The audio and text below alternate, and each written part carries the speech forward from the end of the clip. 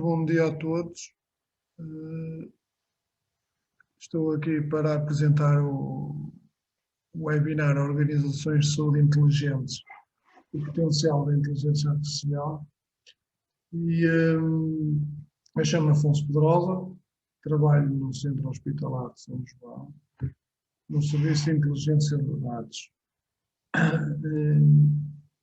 A minha apresentação versará sobre o tema da inteligência artificial, o seu enquadramento e a sua implementação na organização, e depois mostrarei como é que evoluiu a estrutura de dados no Centro Hospitalar de São João e na parte final qual foi a nossa abordagem em relação à pandemia, usando, no fundo, esta estrutura. Penso que hoje em dia toda a gente está habituada a ouvir falar nos termos de inteligência artificial, o que é que ela significa. É uma moda, há algum receio, vários casos que hoje em dia nos entram pela casa adentro, como exemplos práticos da aplicação destas técnicas. E um bom exemplo é os carros autónomos, por exemplo. Ou seja, já há produtos que estão disponíveis no mercado e que são usados com um âmbito mais ou menos alargado e que se baseiam nestas técnicas. A saúde é um desses exemplos e falarei um bocadinho disso posteriormente. Na prática, estas técnicas de inteligência artificial que hoje assistimos em termos de implementação são técnicas que provêm já de alguns anos. A invenção dos computadores trouxe essa possibilidade de aplicação de algoritmos que já desenvolvidos anteriormente nos permitem hoje em dia estar, no fundo, a presenciar esta nova revolução. Um aspecto tremendamente importante no mundo da inteligência artificial tem a ver com um conceito extremamente simples, que é o conceito de que esta revolução se baseia em dois princípios. O princípio de haver muitos dados e de haver capacidade de processamento. Ou seja, após a invenção do computador e com a sua evolução, possuímos hoje em dia capacidade de processamento que nos permite tirar partido de grandes quantidades de dados. Por outro lado, as grandes quantidades de dados que existem em vários repositórios individuais e coletivos, os telemóveis são, no fundo, a base para que nós possamos aplicar algoritmos inteligentes e tirar, no fundo, o valor desses algoritmos e desses dados para fazer e construir, no fundo, máquinas inteligentes. Portanto, para nós, no exemplo da saúde e numa instituição de saúde, ou qualquer que ela seja, é fundamental perceber estes dois conceitos. Nós temos que ter dados e temos que ter capacidade de processamento para aplicar esses dados. E, portanto, a forma como construímos o nosso edifício de dados, de edifício estrutural, a nossa estrutura de dados é fundamental para depois podermos tirar partido deles e aplicar os algoritmos em cima deles. E, no fundo, esta era da computação revela um bocadinho isso. O que é a inteligência artificial em termos de definição? No fundo, como o próprio nome diz, usamos uma máquina para tentar que ela seja inteligente com a mínima intervenção humana. E hoje em dia assistimos a um aspecto muito importante, que é a aplicação de algoritmos que aprendem. E aprendem como nós aprendemos. E isso trouxe uma dimensão completamente diferente a alguns casos de implementação de inteligência artificial, um dos quais até irei apresentar. Isto tecnicamente, no fundo, há várias técnicas de inteligência artificial ou vários algoritmos que se podem usar. Não interessa muito aqui numa apresentação destas estar aqui a falar sobre elas. Há algumas que são conhecidas por todos. Machine Learning, a aprendizagem de máquina, comporta esses algoritmos de aprendizagem, que podem ser supervisionados ou não. E outro que também é muito conhecido, que é o processamento de linguagem natural, que permite, no fundo, que os algoritmos entendam aquilo que é a escrita e o texto.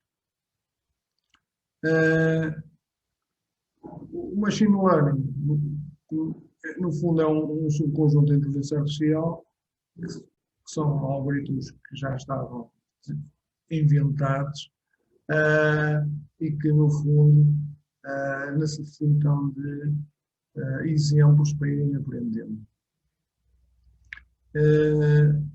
A linguagem de processamento natural, no fundo, é outro subconjunto que permite interpretar texto ou voz.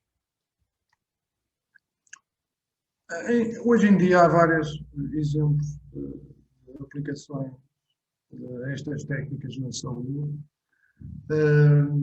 mais ou menos conhecido, como aplicações de bem-estar, que basicamente conseguem pré-determinar e agendar e controlar, por exemplo, no nosso telemóvel, todo um tratamento e toda a comunicação que se fazem com os nossos médicos e enfermeiros que nos acompanham. E, por exemplo, existem várias aplicações de inteligência artificial em aplicações de bem-estar. Outro exemplo muito usado, cada vez mais usado em pequenos exemplos, ou em um âmbito normalmente muito restrito, é tirar a capacidade de, em alguns exemplos, conseguir tirar partido da imagem para detectar diferenças mínimas entre imagens que, ao olho humano, podem ter, no fundo, uma dificuldade acrescida nessa comparação. Existem também programas que tentam, no fundo, prever qual o diagnóstico da pessoa. O mais conhecido é o Watson da IBM, que basicamente tentou, ainda tenta e faz isso, tem uma base de dados gigantesca e tenta, no fundo, propor um diagnóstico a partir de todo o background e todos os antecedentes que o doente tem anteriormente.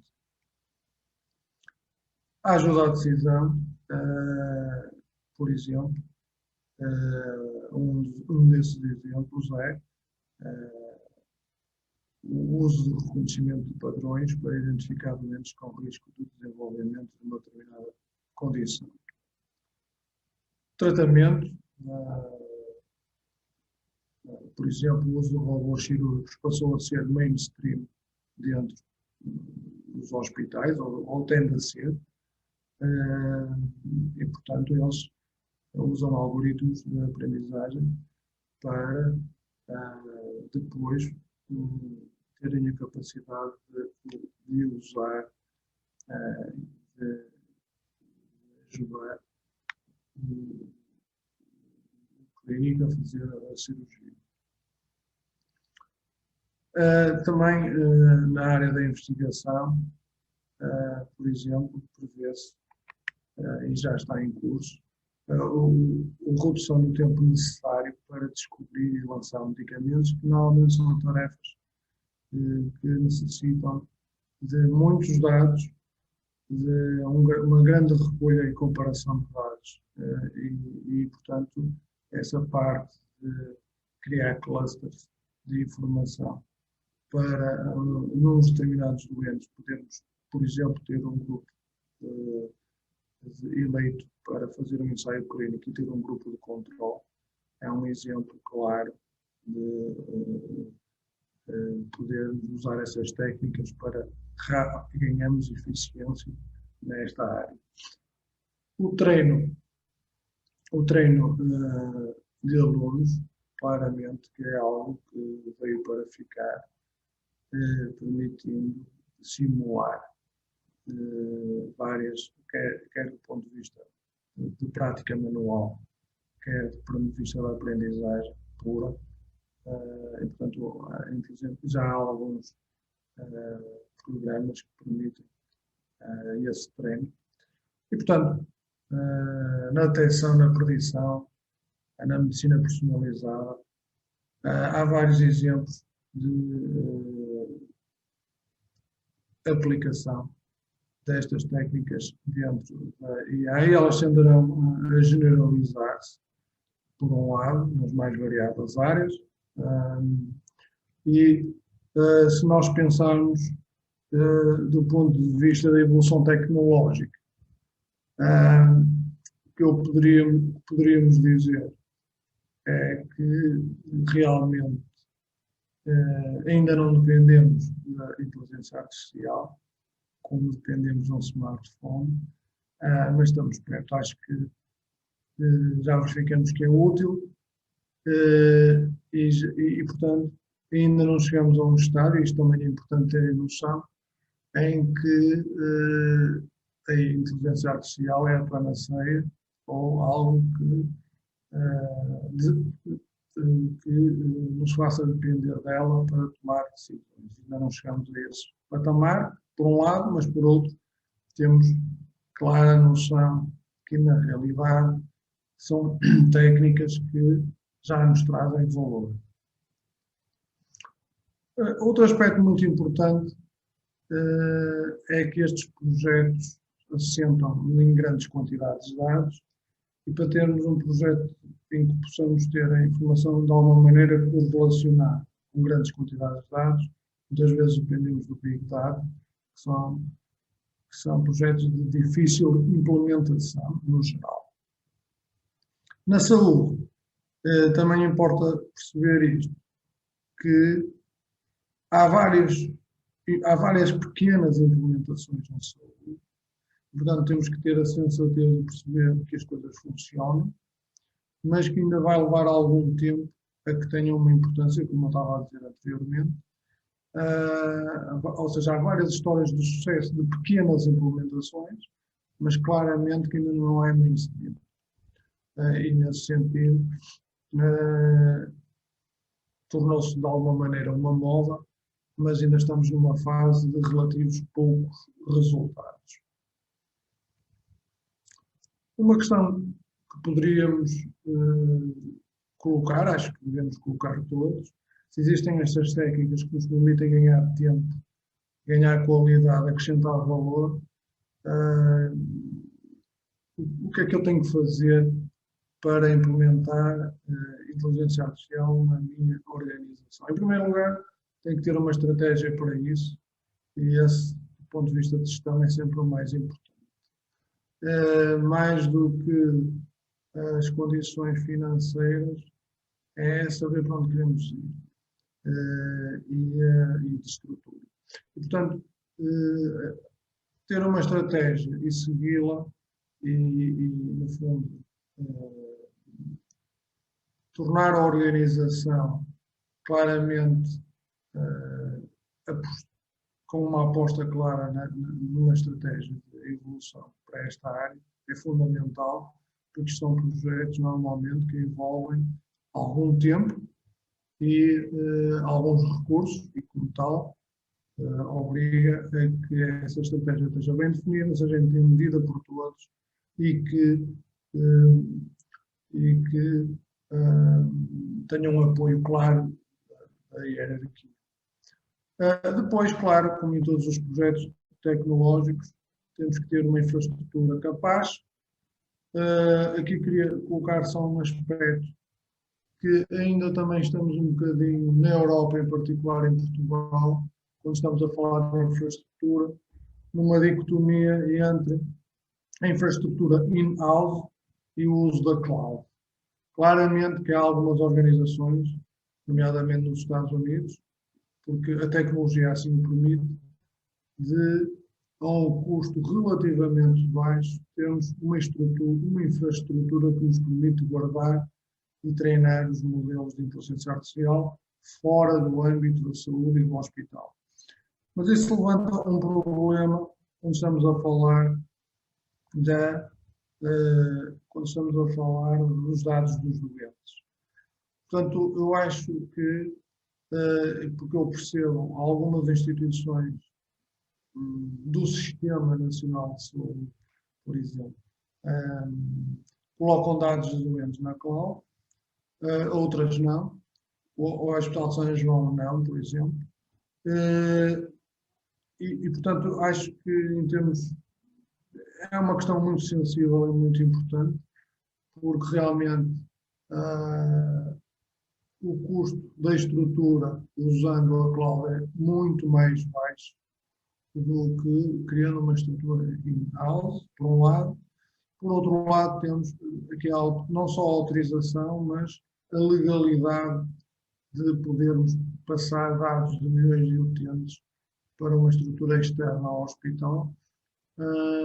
E esta dicotomia, penso que será tema nos próximos anos. E claro que não há implementação de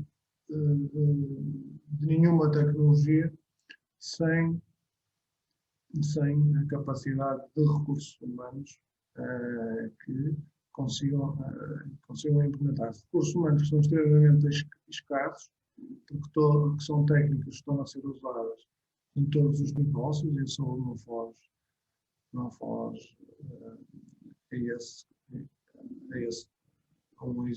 exemplo, e, portanto, há alguma dificuldade em arranjar recursos humanos, neste momento, com capacidade para fazer esta gestão e implementação destes projetos. E o mercado, de alguma maneira, também ainda está a aprender e ainda não existem muitas empresas com know-how e capacidade de implementação destes projetos, mas já começa a haver algumas. E, portanto, este conjunto de fatores são muito importantes para a implementação de técnicas de inteligência artificial. A parte dos recursos humanos é muito importante, porque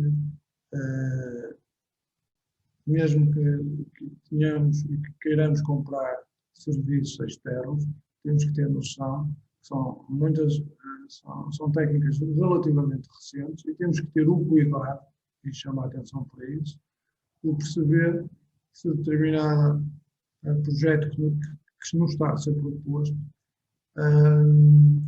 já tem alguma sustentação, se essas empresas já têm implementações realizadas, porque o risco de estes projetos falharem ou terem resultados relativamente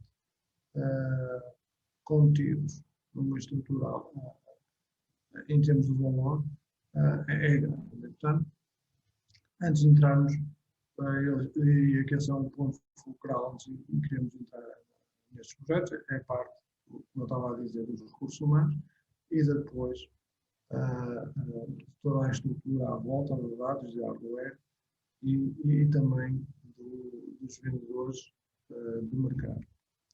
Algumas dificuldades, como eu estava a dizer, sobre a implementação em geral e penso que a grande dificuldade uma das grandes dificuldades é a questão dos dados. Não ter dados para fazer um determinado projeto, que isso é sempre fácil, mas ter dados tendo em vista que hoje queremos resolver o problema A, amanhã queremos resolver o problema B e não podemos voltar a querer fazer um projeto em si todo para repetir o mesmo tempo de implementação de um projeto.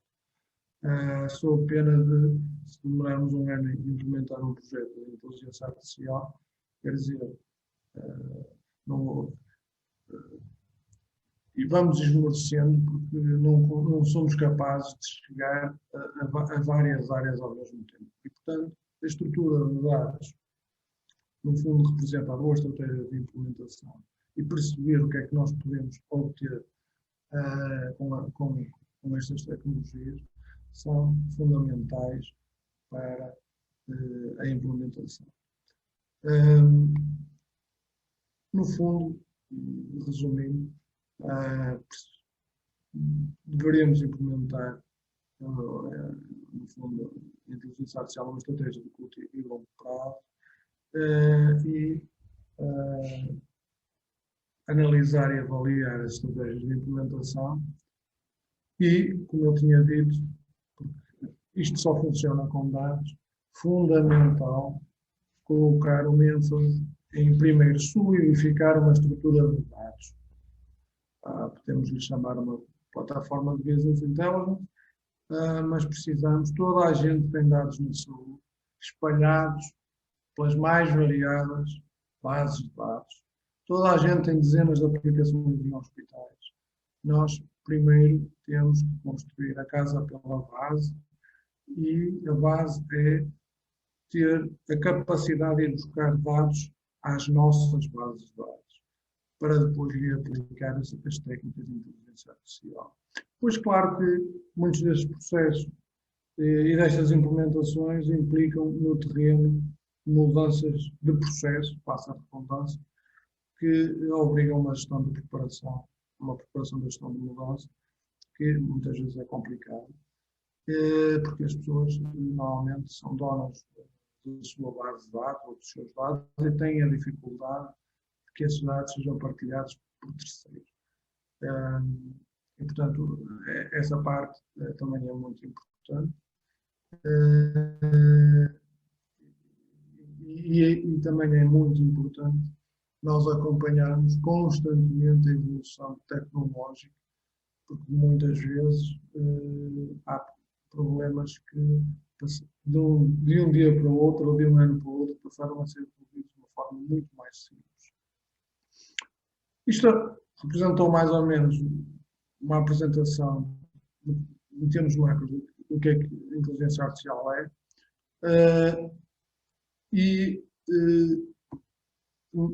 Agora vou apresentar o que é que o Hospital São João, o nosso caso prático, em relação a esta matéria.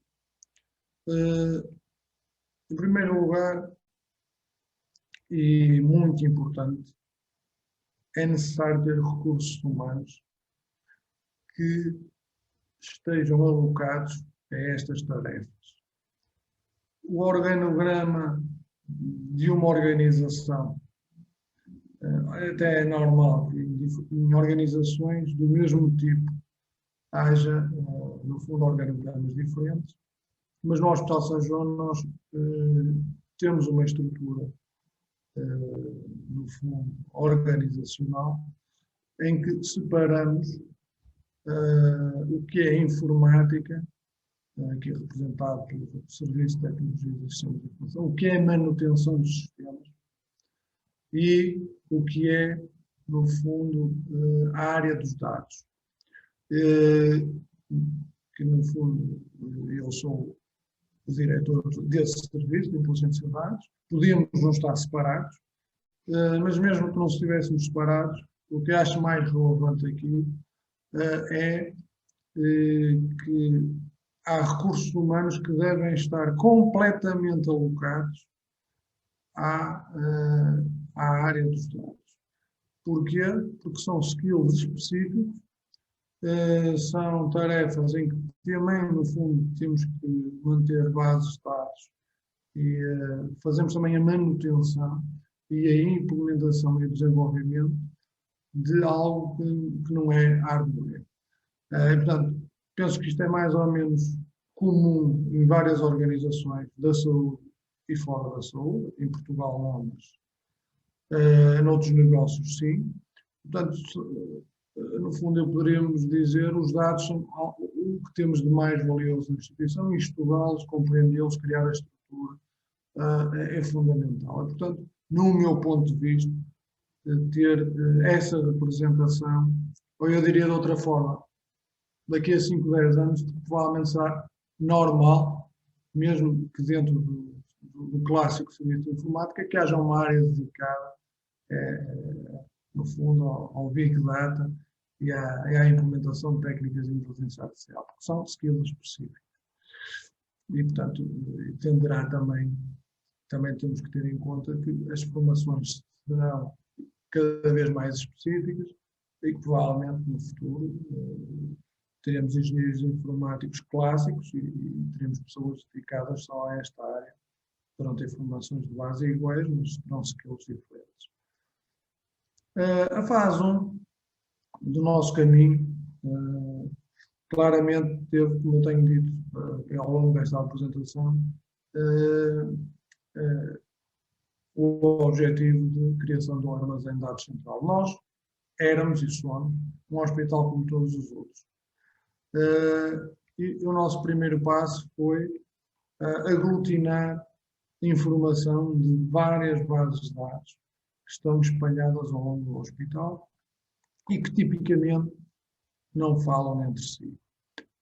Nós, e isto é bom termos esta noção, criamos uma camada de informação por cima destas bases de dados e não alteramos nada nesses sistemas, o que significa que muitas vezes os sistemas são muito limitados, mas isso não é um problema para avançarmos para a criação de uma estrutura de dados. Ou seja, nós poderemos ter 60, 70, 80 bases de dados no hospital e não ter a capacidade de todo de tirar informação rapidamente desses sistemas, mas podemos criar uma estrutura por cima dessas bases de dados, que recolha dados todos os dias, que é o que nós fazemos, e que correlacione esses dados noutra base de dados, no fundo, nesse cubo de informação, mas que correlacione e nos permita depois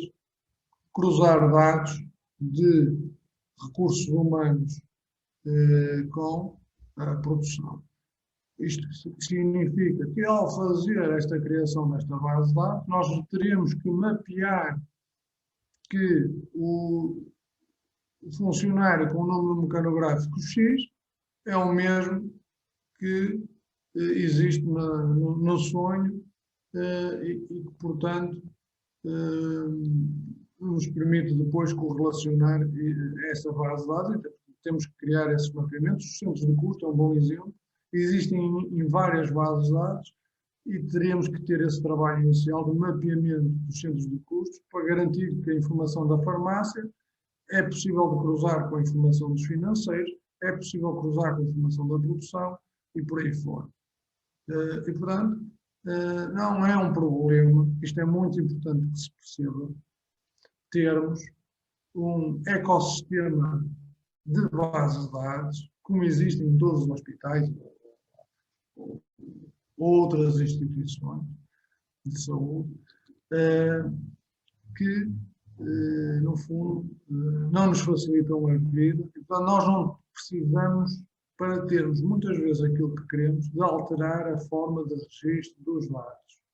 Precisamos, sim, de perceber que informação é que existe. Portanto, o nosso primeiro passo foi esse, o primeiro passo de criar um cubo de informação que correlacionasse esta informação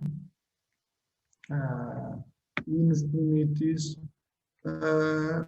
rapidamente construir ferramentas que permitissem aos gestores de topo e intermédios e aos funcionários obter informação de uma forma rápida. Claro que numa fase inicial tivemos e temos que criar algumas ferramentas clássicas em que, no fundo, o utilizador, sem muito trabalho, consegue ter uma visão global. E este aqui é um exemplo de um portal de indicadores que tem uma série de páginas e que permite, numa fase inicial, permite que as pessoas pudessem acompanhar a sua produção e correlacionar dados de mais de uma base de dados. É um dos exemplos dos nossos interfaces, ou seja, isso também é importante perceber, nós temos um cubo de dados e por cima desse cubo depois temos algumas ferramentas que podem ser mais ou menos complexas e que vão ler dados a esse cubo de dados. O portal dos indicadores, que eu estava a mostrar anteriormente, é uma ferramenta relativamente simples, clico no link e ele abre. Depois há os utilizadores mais avançados, que, por exemplo, o típico gestor trabalha com Excel, nós fizemos uma ligação, fazemos uma ligação automática ao nosso cubo através do Excel e permite dar autonomia total ao utilizador para cruzar os dados, do cubo. E, no fundo, responder a perguntas já podem estar pré-definidas ou que queiram construir naquele momento. Outros interfaces que este cubo nos permite criar são interfaces muito ligadas à gestão operacional. Porque a gestão operacional é algo que normalmente, eu falo pelo Hospital de São João, fica sempre para o fim. Isto é, saber exatamente aquilo que está a acontecer no momento. E portanto, nós conseguimos, aqui um exemplo de algo que já criamos há alguns anos, que é, no fundo, saber o que é que está acontecendo nos blocos, por exemplo. E parte desta informação está no cubo dos dados, outra temos que ir acrescentando de tempos a tempos, com os últimos eventos. Mas é outra interface, que é isso que é importante perceber. Por cima desta nova base de dados, podemos criar novas interfaces que se adaptem a esses perfis. Posteriormente a esta primeira fase, que de um modo geral foi buscar informação clássica aos dados administrativos, quisemos responder a algumas perguntas muito ligadas à parte da segurança e controle de infecção e então, no fundo, demos um passo acrescentando informação do lado clínico ao cubo. Ou seja, construímos mais uma divisão ou acrescentamos mais um tijolo, como quiser, colocamos resultados analíticos, registros de enfermagem dentro deste cubo, o que nos permite correlacionar, mantendo sempre este aspecto de correlacionar toda a informação existente no hospital e que está nesse cubo, e o que nos permitiu alavancar a criação de interfaces específicos para outros intervenientes e utilizadores do hospital, como por exemplo esta parte, criamos uma interface do portal de dados, que por exemplo a nossa UPCIDA hoje em dia usa, ou a parte da enfermagem ou o próprio médico, que são interfaces muito simples e que nos permitem tirar mapas com um grau de complexidade muito baixo e desse modo poder, por exemplo, saber se a infecção num determinado serviço ou se determinado procedimento num determinado serviço foi completado, o próprio médico poder saber qual é a sua produção, coisas muito simples. E depois, ao longo do tempo, fomos aprimorando e criando valor em, por exemplo, criando valor na área dos antibióticos, com a capacidade de geração de mapas que anteriormente demoravam meia hora a ser feitos, por exemplo, automaticamente hoje em dia um médico consegue tratar o histórico da toma de antibióticos num determinado internamento. Aqui está um doente que eventualmente esteve internado cerca de 2, 3 meses, acontece no São João, de vez em quando, e o cruzamento de informação que existe na prescrição de medicamentos e com a informação que existe na área da patologia, nomeadamente ligada à parte dos micro-organismos. Isto permite-nos fazer o controle da infecção, criar, no fundo, funcionalidades que permitam ao PSIRA fazer esse controle de infecção e também evoluir para a parte da segurança. Provavelmente alguns já podem ter ouvido falar de um projeto que se chama Vital, que permitiu-nos prever cerca de 30% das idas dos doentes para intensivo, porque partimos de uma premissa que 80% dos doentes que vão para intensivo, no nível abaixo, nível de tratamento abaixo, normalmente ficam ou pioram nas 24 horas antes. E a partir daí permitimos criar um sistema que mais uma vez se baseia neste tipo de informação, de prever quem está em risco de ir para intensivos e sinalizar isso e antecipar, no fundo, essa ida para intensivos. Isto, provavelmente, isto tem sempre uma componente económica associada e, como eu estava a dizer, permite depois fazer várias interações, como, por exemplo, avisar o clínico por SMS, que é um caso extremamente delicado, em que determinado fator foi alterado subitamente e ter uma ação proativa em tempo real, a partir, no fundo, mais uma vez, da informação que vamos recolhendo ao longo do dia e da informação que temos no cubo de informação, no cubo de informação do Business Intelligence. Passado estas segundas duas fases, portanto, eu tive que apresentar estas duas fases para se perceber que há um caminho a fazer, na minha opinião, para depois podermos aplicar as ferramentas de inteligência artificial. Claro que, portanto, nós podemos, hoje em dia, pegar numa base de dados qualquer e aplicar, no fundo, um algoritmo de inteligência artificial nesse conjunto de dados. Temos o problema depois, se quisermos pegar noutro assunto ou de assuntos relacionados, vamos ter um trabalho desmesurado a ir buscar esses dados e a mantê-los, no fundo, atualizados. E, portanto, é muito mais fácil ter uma estrutura de dados atualizada por cima das nossas bases de dados, que nos permite, posteriormente,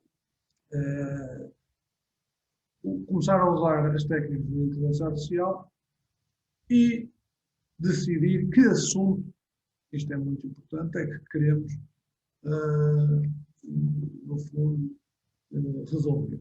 E não nos restringirmos ao assunto onde temos dados e onde não temos dados. Nós começamos nesta terceira fase também, mais uma vez, por acrescentar dados ao nosso cubo. E acrescentamos dados, fomos buscar, ou vamos buscar todos os dias, todos os dados dos textos dos médicos, porque grande parte da informação registada por eles está registada em texto. E, portanto, partindo desta premissa, nós, mais uma vez, acrescentamos, mais um passo, os textos clínicos nesta base de dados. Que relaciona, portanto, nós podemos, no fundo, relacionar algo que esteja nos textos com algo que esteja nas outras bases de dados. o que é que nós tivemos que fazer? Por um lado, neste projeto, que pretendeu tirar a informação dos textos, nós tivemos que construir uma base de dados, tecnicamente ontologia, de problemas e particularidades do doente, que basicamente essa base de dados é que vai identificar se determinado conteúdo do texto é uma chave clínica, ou é um problema do doente, ou é um diagnóstico. E, portanto, essa ontologia que nós tenderemos a tornar pública até, foi criada por forma a que depois a máquina possa identificar que parte dos registros clínicos do doente, em texto, podem ser alocados a um destes itens. Usamos aqui uma técnica de inteligência artificial que se baseia no processamento de linguagem natural, e essa técnica chama-se mineração de texto, ou text mining. No fundo, ele interpreta texto, são algoritmos preparados para essa leitura do texto.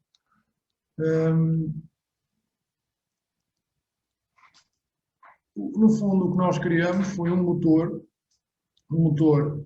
que vai buscar os dados ao BI, lá está, à estrutura de dados que temos, que já tem os seus dados todos, e que permite entregar esses dados a este motor, que no fundo vai catalogar a informação clínica naquela base de dados.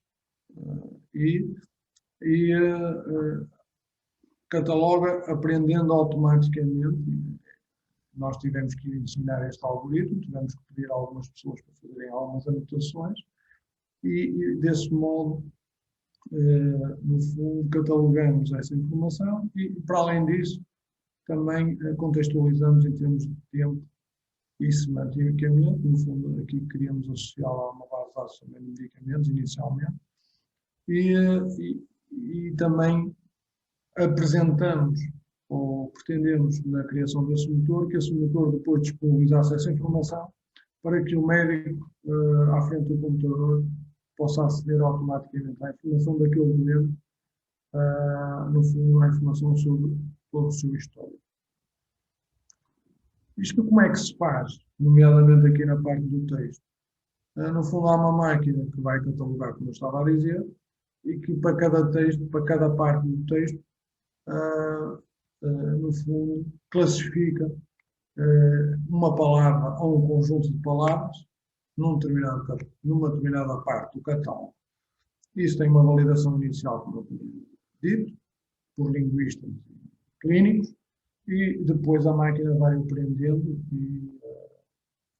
e o algoritmo, esses algoritmos de aprendizagem, permitem depois que o processo seja relativamente rápido e que absorva a grande quantidade de texto e, no fundo, faça essa anotação automaticamente.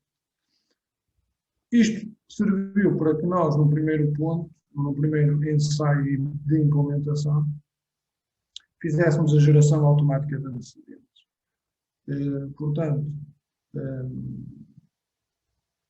Portanto, é muito importante que se crie valor, e os sistemas mais maduros de processo clínico no hospital são os processos que conseguem tirar partido de sistemas que tenham, no fundo, disponham de um sistema de suporte à decisão. E,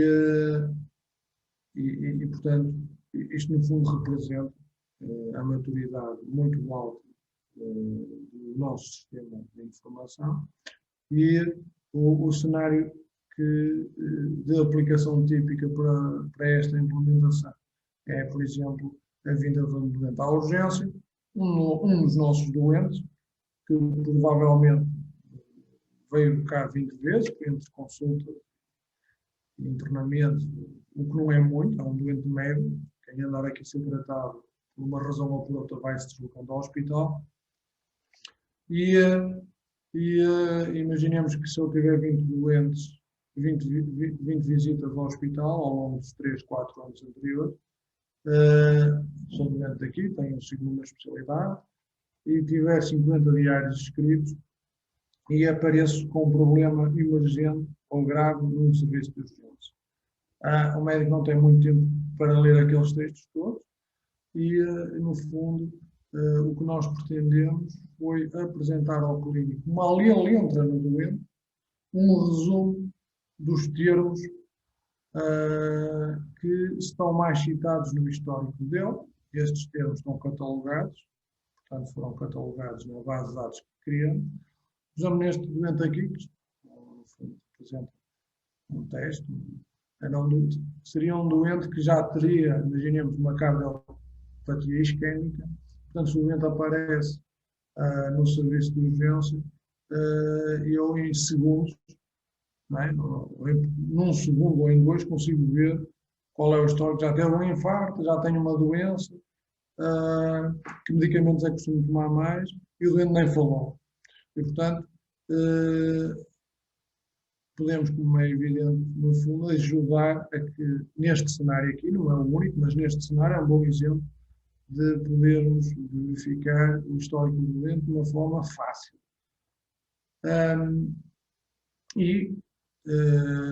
Além de podermos mostrar essa informação em resumido, também podemos ajudar depois a fazer, se houver dúvidas do clínico, a ele verificar quando é que foi registrado, em que contexto é que foi registrado determinada informação, que pode ser fácil ou não para ele, ou seja, ele clicando num dos tags ou numa das notas que lhe aparece à frente, nós conseguimos mostrar-lhe numa linha temporal quando e onde foi registrado e por quem.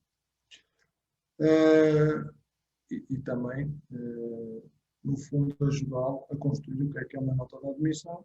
Portanto, lá está, mais uma vez, é uma tarefa que nós aqui, no fundo, pretendemos ajudar à decisão rápida, mas depois também criamos possibilidades de haver aqui um aumento de eficiência, com a possibilidade de construir uma nota de admissão com estes termos, todo o histórico do doente, que de outra maneira poderia demorar muito mais tempo.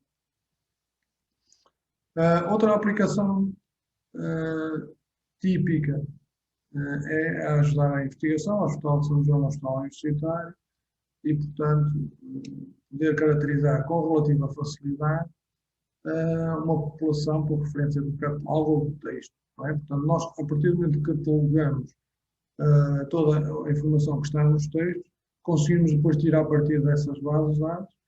Por exemplo, imaginemos,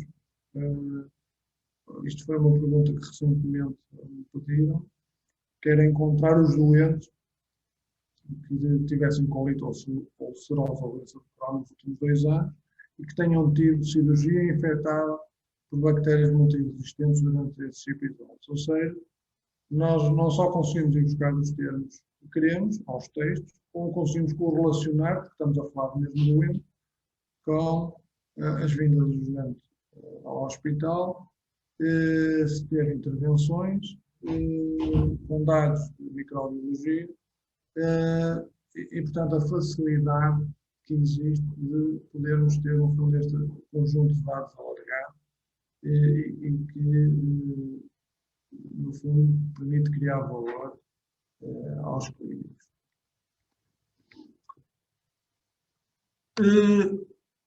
Nos últimos, estamos em 6 meses, apareceu o Covid, como a toda a gente, e a nossa estrutura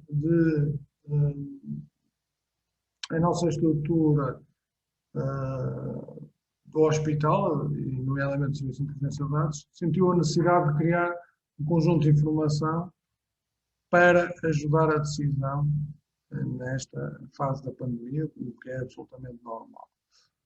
Porque realmente ninguém sabia, nomeadamente inicialmente, o que é que ia acontecer e o que é que estava a passar.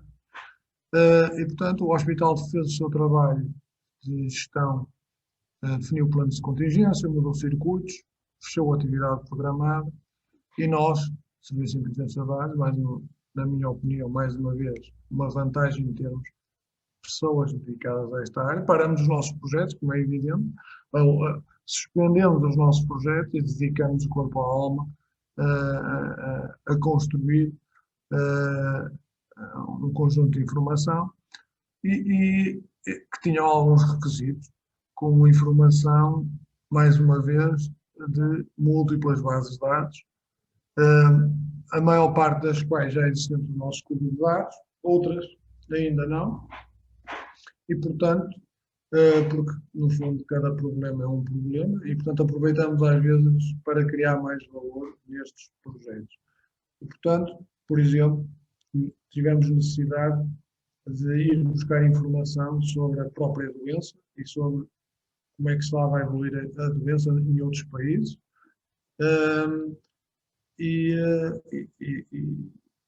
Portanto, tivemos que recolher alguma desta informação de novo e outras já tínhamos no nosso clube, tínhamos alguma vida facilitada.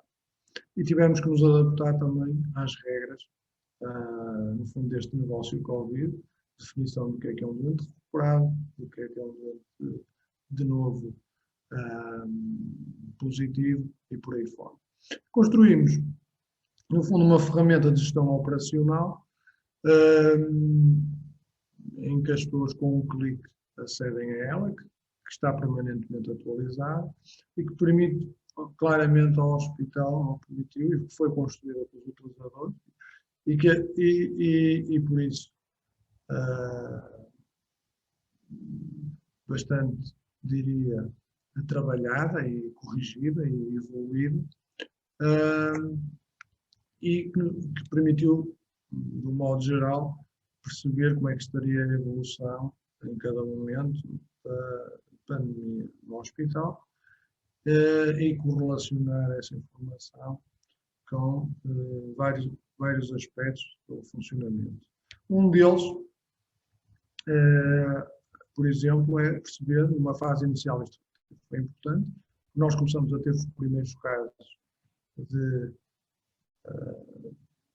da infecção e depois nós quisemos dar aos utilizadores, ao longo dos dias, a possibilidade de perceber como estava a evoluir geograficamente a pandemia e, portanto, facilmente correlacionar esta informação com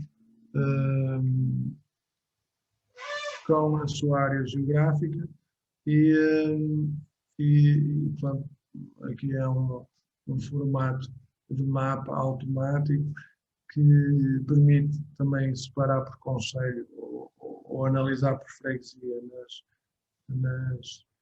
nas áreas com mais doentes, que nos permitiu, no fundo, permitiu aos clínicos ir percebendo qual era a evolução, porque uma coisa é termos a noção do que é que se passa no país com a informação que nos é passada em termos macros, outra é conhecer verdadeiramente e especificamente quem são os nossos doentes. E portanto, no fundo, aqui está um pequeno vídeo sobre a evolução da infecção em todos os doentes, desde a primeira vaga até à segunda. E, por outro lado,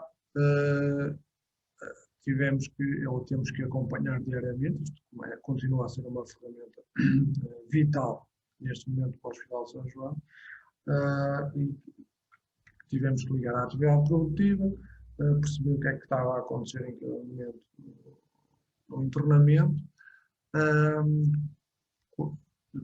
o controle dos doentes do ambulatório, que é fundamental, numa fase inicial mais importante do que agora, porque no fundo eram os médicos do Hospital de São João que faziam o controle dos doentes que não eram internados e que iam para casa, a necessidade de perceber qual o intervalo de dias do último contacto com esse doente e portanto, essa informação também teve que ser dada.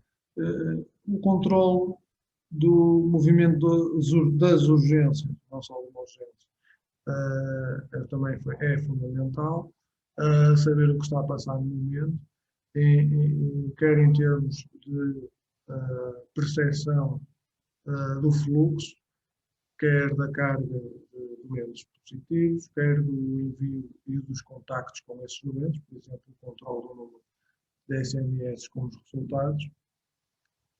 E outro aspecto fundamental é poder controlar a atividade das UCIs em cada momento e perceber para cada tipo de doente, para cada tipo de técnica que está a ser usada, para cada tipo de ventilação, quais são os doentes Covid e quais não são, e no fundo, que carga até onde é que podemos, ou que estamos no limite,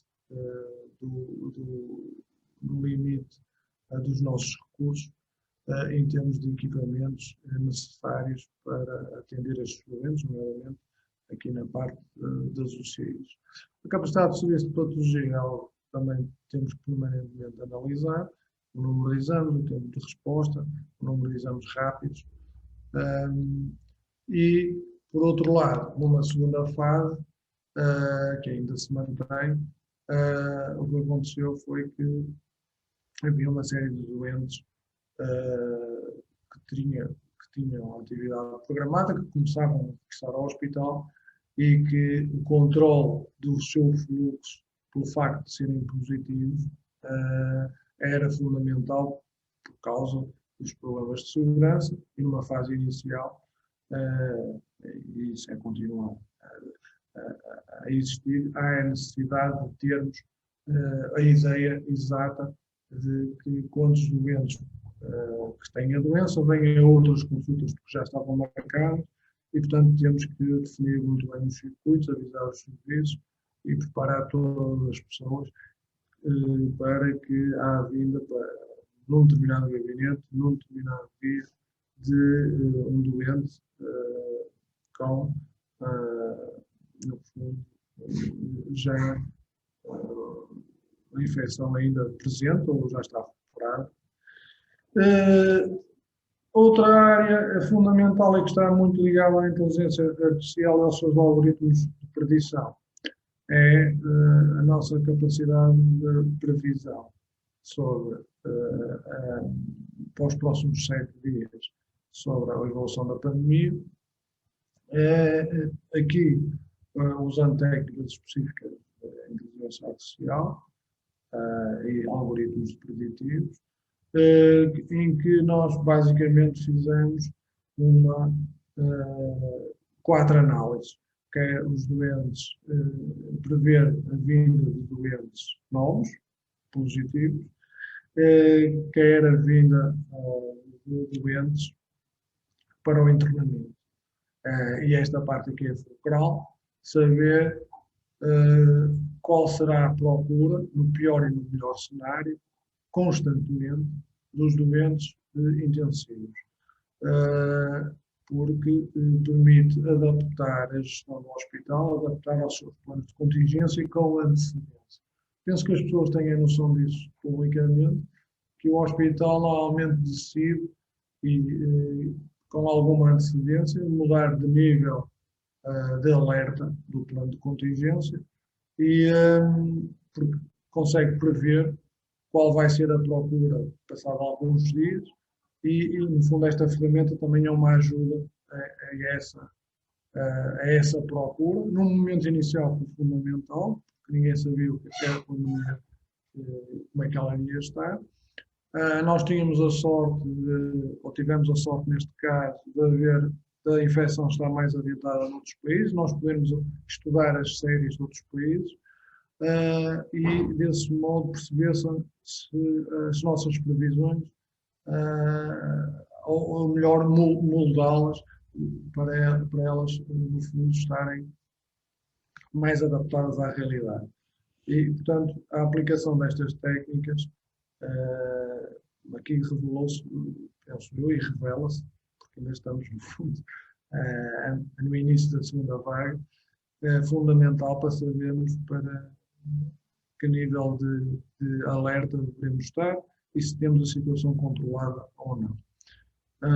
Por exemplo, conseguimos comparar-nos permanentemente com a nossa evolução da infecção no Hospital São João, com a evolução do país, e com a evolução nos outros países, para sabermos se estamos a andar mais depressa, se estamos a andar mais devagar, e dar esse conforto a toda a gente, internamente no hospital, para percebermos se a situação está controlada ou estamos no meio do descontrole total.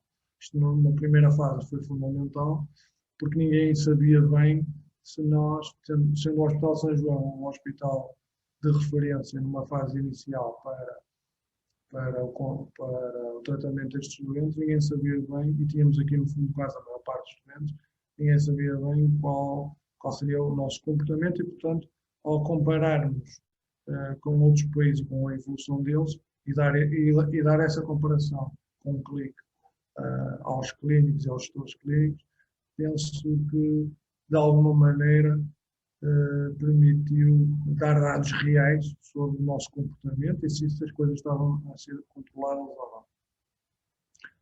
Isto em resumo, e para concluir esta parte e a apresentação,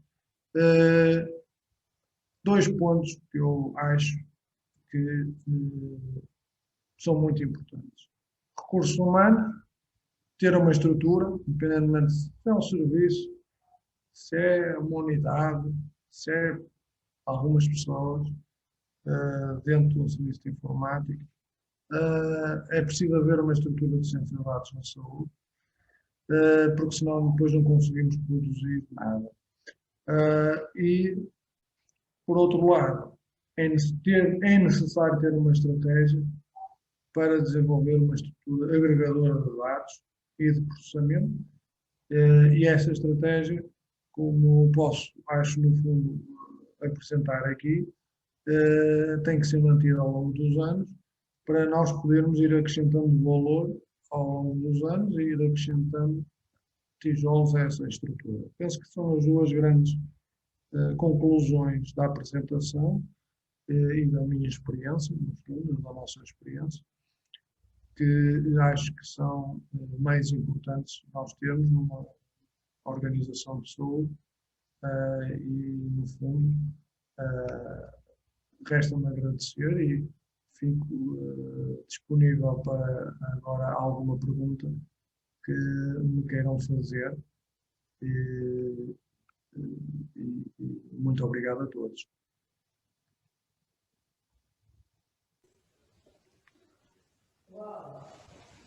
Doutor Pedrosa, tem uma pergunta aí no bate-chat.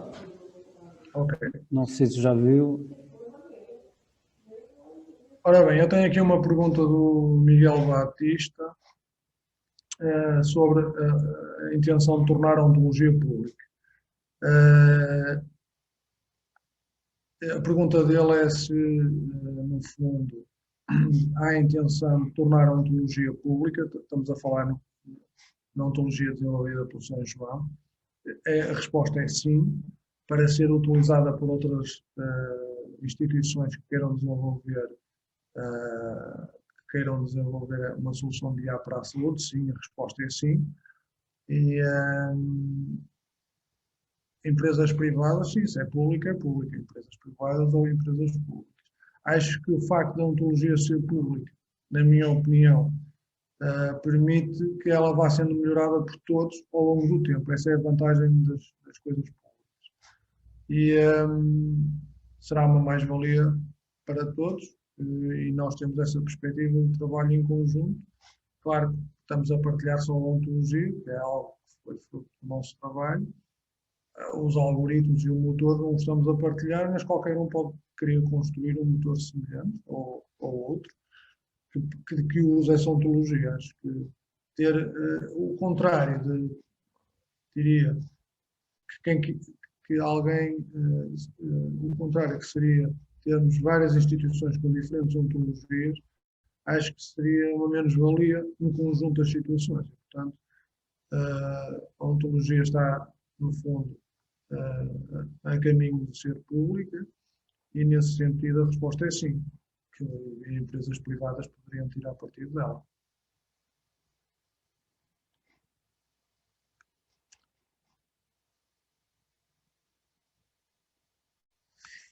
Ok. Eu não sei se há mais alguma pergunta. Ok. vou esperar mais um bocadinho. Podem não fazer no chat, não sei se pretendem.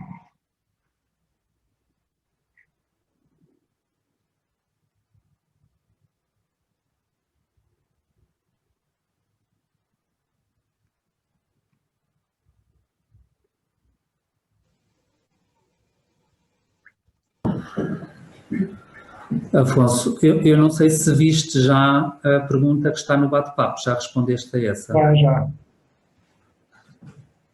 Já respondi, obrigado. Eu perguntaria, tendo em conta o tema que estamos a discutir, o que é que tu recomendarias para as restantes organizações do Serviço Nacional de Saúde em termos daquilo que é a potencialidade da inteligência artificial e aquilo que é o vosso aprendizado ao longo destes anos na construção de ferramentas ao suporte à decisão? Quais são, no teu entender, os principais aspectos para que as instituições devem ter em consideração para avançarem nesse modelo? Penso que o principal é construir ou ter uma estratégia para construir uma base de dados, uma base de dados de Big Data. Ou seja, é necessário que haja uma estratégia que agregue os dados que todas as instituições têm e que estão espalhadas pelas diferentes bases de dados.